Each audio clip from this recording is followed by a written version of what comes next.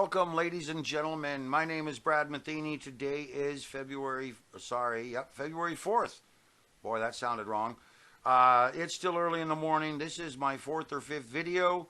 I want to continue to start with this chart. Actually, first, I need to let you know things are going to be changing. I am converted everything into a paid membership area. I'm trying to keep it very inexpensive for the value that I deliver to you. If you've been following me now for the last couple months, you know that I was giving away my research completely free, trying to help as many people as possible. I am not trying to charge $250 a month or whatever for my services. I do believe it's worth a lot more than I'm charging. But my goal here is to convert this into a paid membership where at least, I can get, a couple hundred people who really value what I do, and I can assist in helping to become better traders. And then basically the whole goal here is to offset the ongoing time and cost I have in maintaining and doing these videos. Remember, it's Saturday morning. It's 9:44 in the morning out here in California, and I've been up doing these things since 4:30 in the morning trying to prepare the charts and the data, and now I still have another 5-6 hours to go to get all these videos updated for you. It takes a lot of time, ladies and gentlemen, and not only that, but I'm trying to provide services that you don't get anywhere else. So ask yourself this question: have I helped you? If it's yes, then please consider supporting me in my effort to continue to do more research and develop better tools to help you. I'm putting everything into one service, so you don't have to worry about signing up into this or that or whatever. Right now, everything is all in one service. The only thing I may do differently is I'm building a gold cycle pattern system, which if you're following my SPY cycle patterns, you know how valuable that is. And I believe a specific gold and precious metals service would be extremely valuable to those people that are interested, and I'm thinking of doing that completely separately. So a secondary service, if you want my proprietary gold cycle patterns and gold research, I think I'm going to move that over into a secondary service. So again, go to MENT.com, learn what I do, take a tour of everything that you get, and like I said, if I've helped you stay away from risk or learn to become a better trader or profit over the past 6, 7, 10 months since, I've been giving it away for free, then please consider supporting my research and helping me out. It's real simple. Come down here to the bottom of the page, pick one of these. You can cancel at any time, and that helps support me. It'll also get you into the new members area for expert growth, where you can get access to all types of information and updates. And of course, I will be posting the new update for the expert growth service by later today or tomorrow. Okay, thanks a lot, guys. Now let's get into the update. So first off, and let me come over here, I believe the US markets and the global markets are going to struggle this year. We've already seen a reversion cycle. In fact, let me come over here and try to find it. I should have it here. I do not have it here, so I will come over here, and where is it? Where is it? Here it is. Okay. We have already reflated, ladies and gentlemen. Remember I was talking to you about how we could end up in a reflation cycle? Well, look at this move here. We have already reflated. We may reflate a little bit more, maybe another 7, 10, 15%. This is the global market. This is the U.S. market. This was the reflation bottom that I was expecting. Now we're going to target that middle area right over in here and right over in here on this area. And those are going to align with the pre-COVID highs on the red line, which is the global markets, and that'll equate to a 50% to 60% pullback of this downward cycle here. Once we get up into this reflation cycle here and we kind of stall out, I think we're going to be really struggling for the next 6 to 10 months, maybe longer, to get out of this channel. Kind of like what happened after the 2000, 2001, 2002 peak. Remember that, guys? Remember how we peaked, we bottomed in like 2002, and then we started to struggle back out of it in 3, 4, 5, 6, briefly getting above the peak level and then stalling back out. I think it's going to be probably 2024. You know, I'm guessing March, April, maybe a little early, but I'm guessing March, April 2024 that we're going to be back up into these high levels, and the global markets will be possibly back up into these high levels, and then we would be looking to push into new high territory. But I think the next 10, 12, 15 months could be very labored, very difficult for traders, and I think we're looking at a moderate 12 to 16 month, possibly longer, unwinding of global assets, which again, I come back over here, try to explain this to you. I think we could see this SP chart, SPY chart, struggle in a sideways, broader pennant formation throughout the middle end of 2023, maybe moving higher in a Christmas rally in 2023. But I think that's going to push this accumulation phase index into a consolidation phase. And I think it's going to make for very difficult trading for U.S. traders and for U.S. asset prices. Asset prices, here's the global asset index. Pay attention to the fact that we are now, 2.5 years into sideways sliding of global assets? I'm going to tell you something, folks. We have very rarely seen 2.5, 3 years of sideways sliding.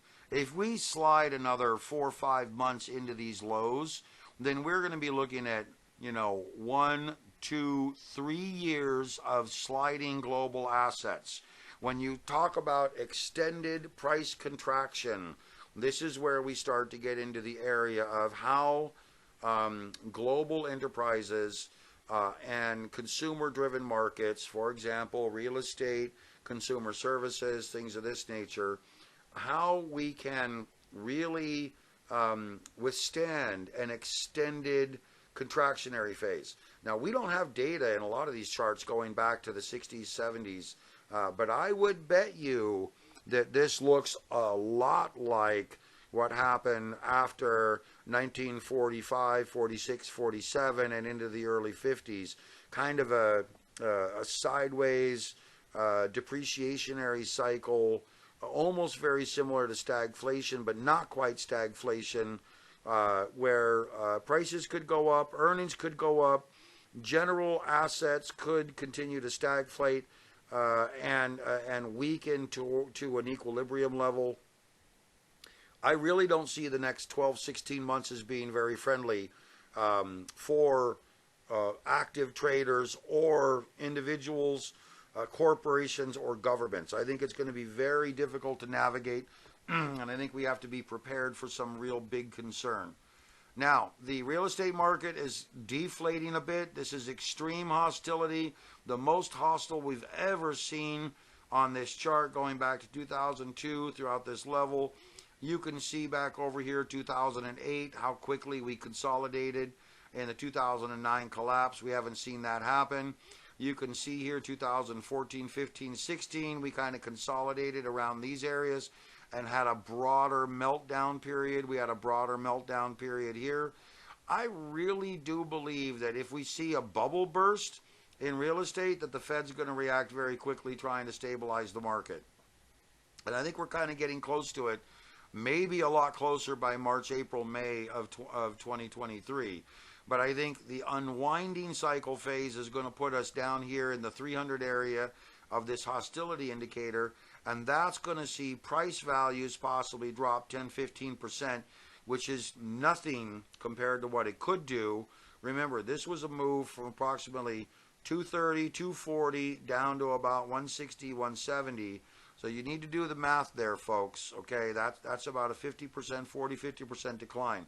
From where we're at right now, about 400, a 50% decline would put us down in the 220, 230 area down here.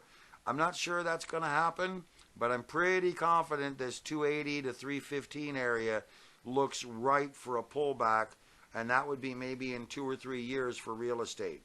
Understand, though, that if it were to happen like that, we would be looking at a deflationary cycle in real estate caused by the Fed trying to prompt a deflationary trend, whereas U.S. stocks may continue to rally. Now, how can you think that we would see a U.S.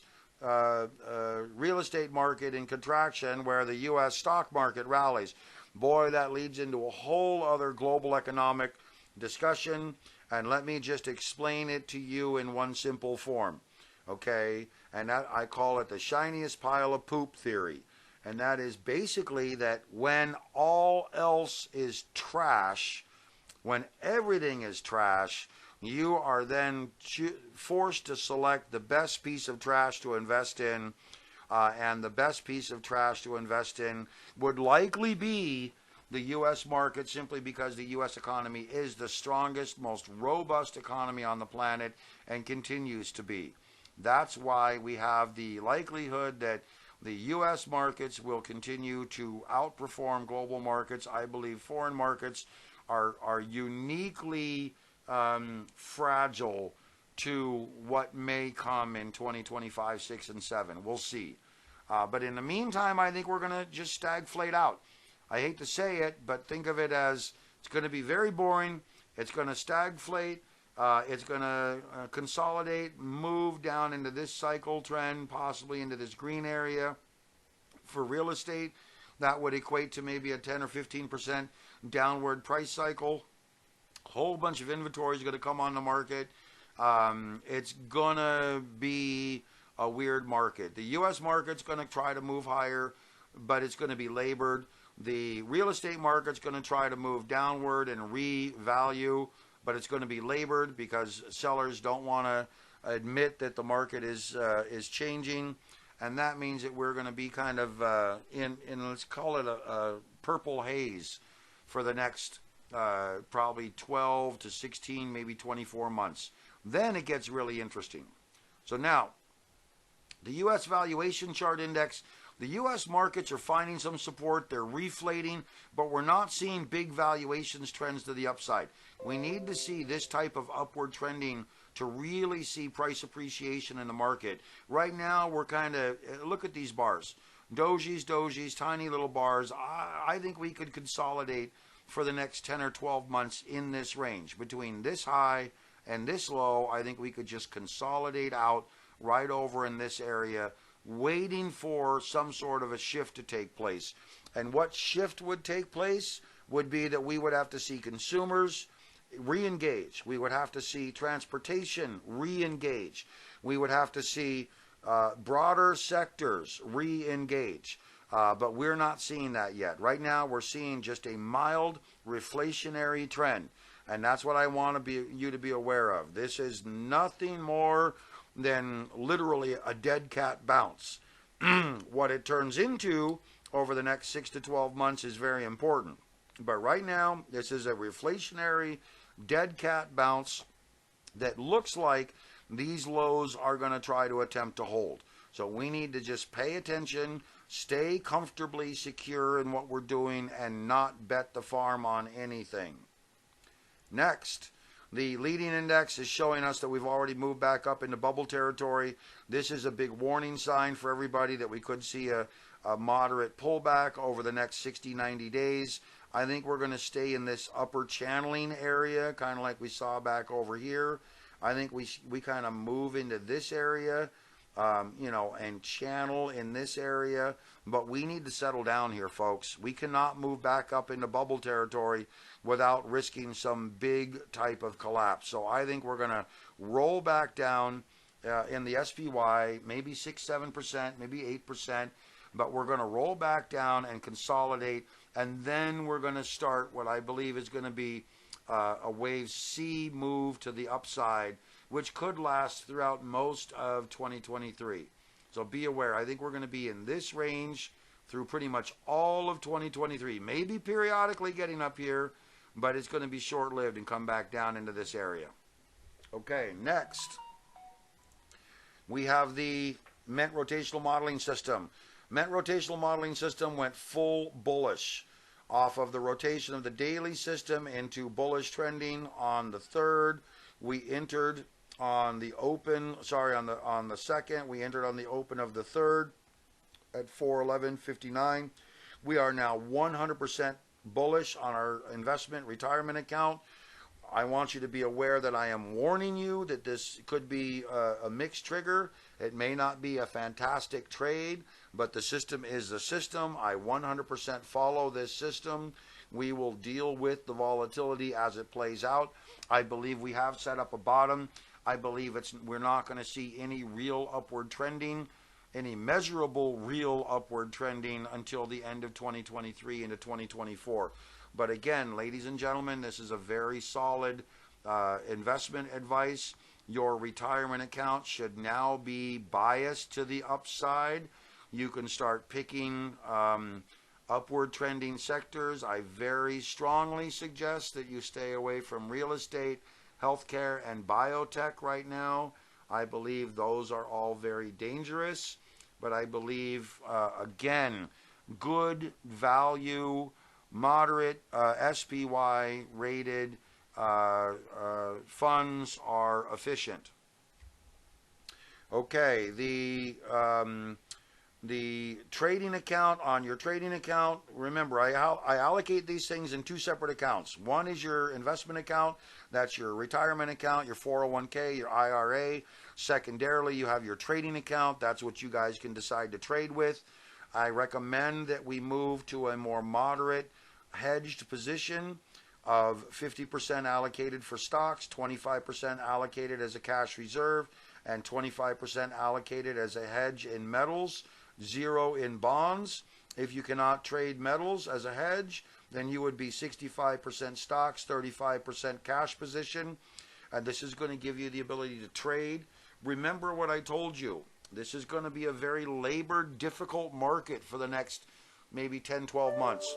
So I'm going to tell you right now that you want to basically stay tactic in how you trade.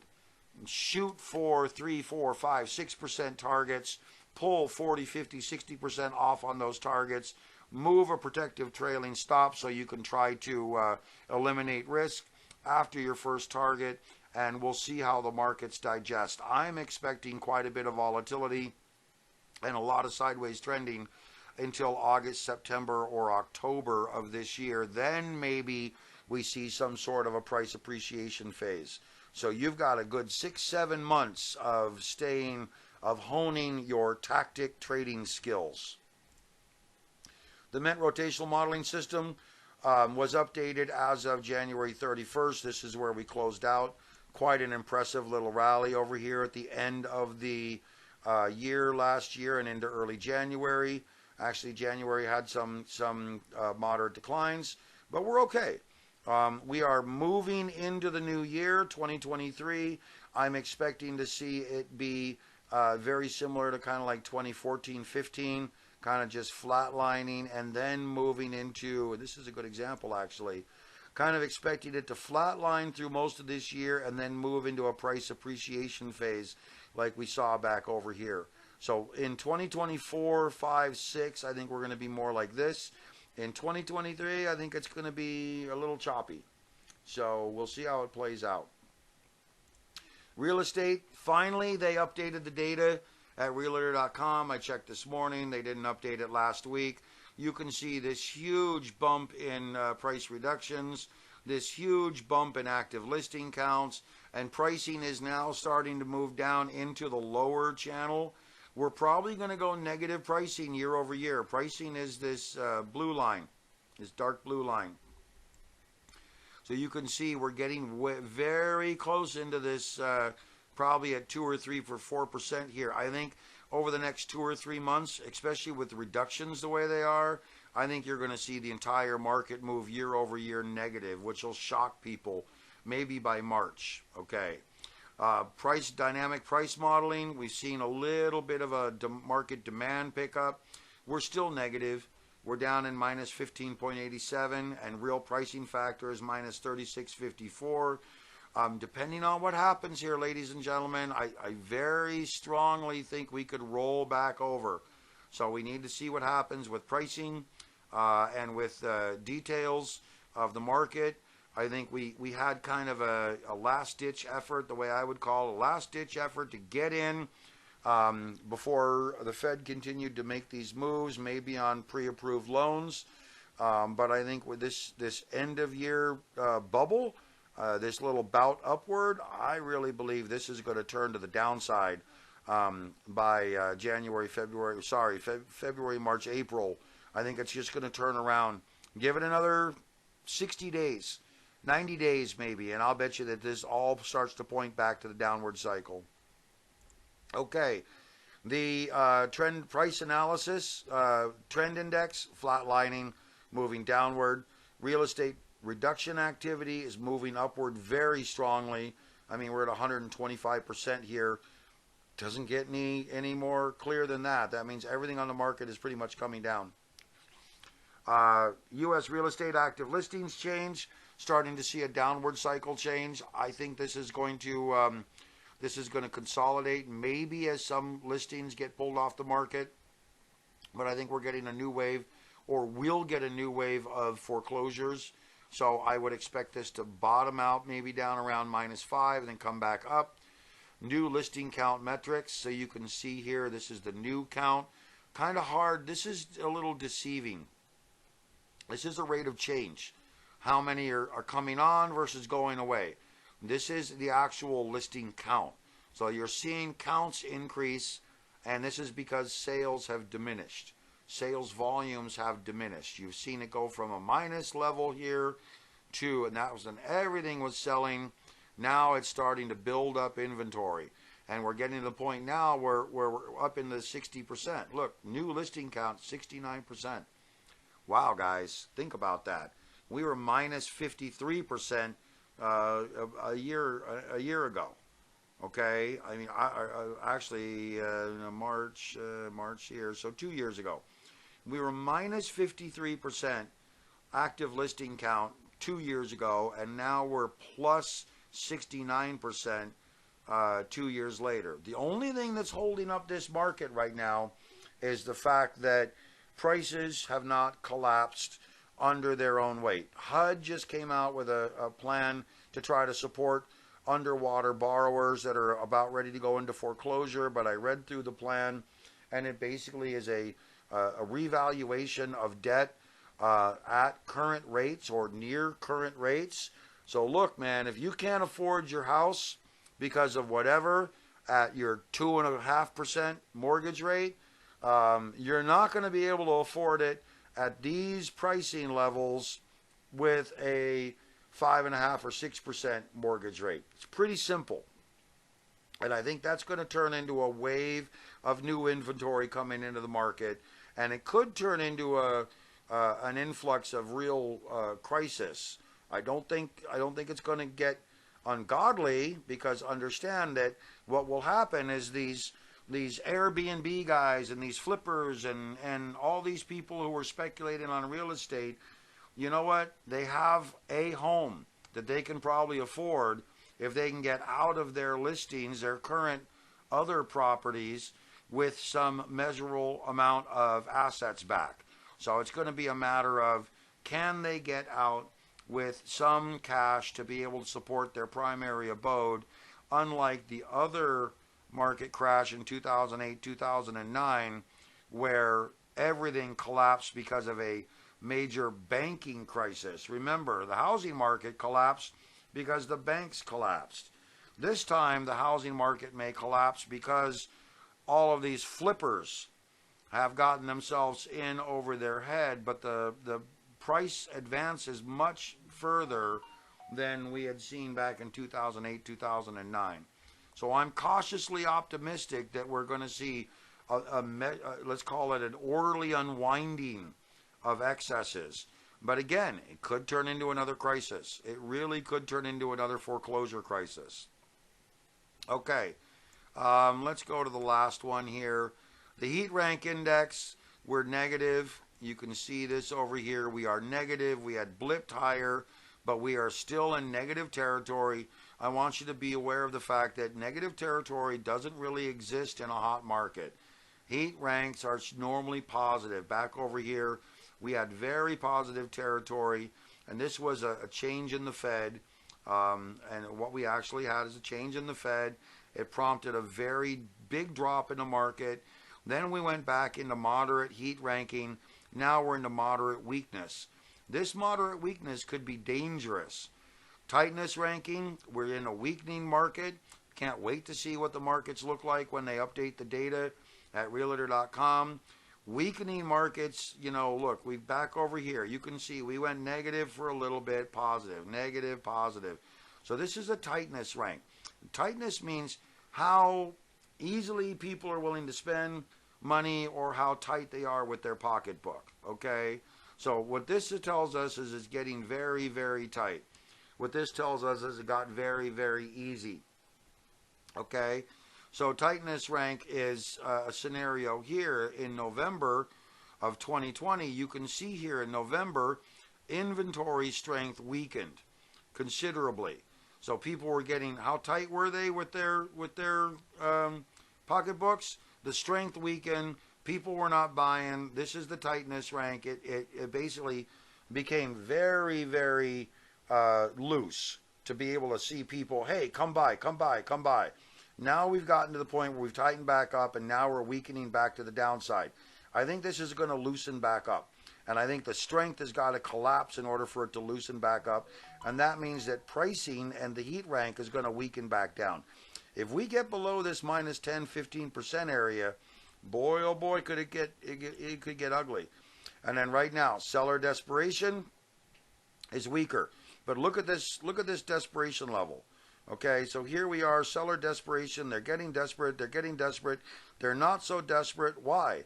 In August 2022, June, July, August 2022, what happened in June, July, August 2022? Look over here, the tightness rank. So what happened over here? June, July, August, the heat rank. Markets got kind of superheated over in that area. So why is it that we saw this seller desperation tank? Because the market's superheated. They weren't so desperate anymore. Okay? This is the same thing that's going on here. Seller desperation. We've seen this same type of scenario here. Had a little bit of a blip up. We're seeing houses kind of sell. People are still trying to get in and do what they can right now. But again, what's happening is I think it's going to change direction. And I think we're going to see massive seller desperation once we change direction. And it's going to come down to a point where, I don't know if I have it, May, June 2021.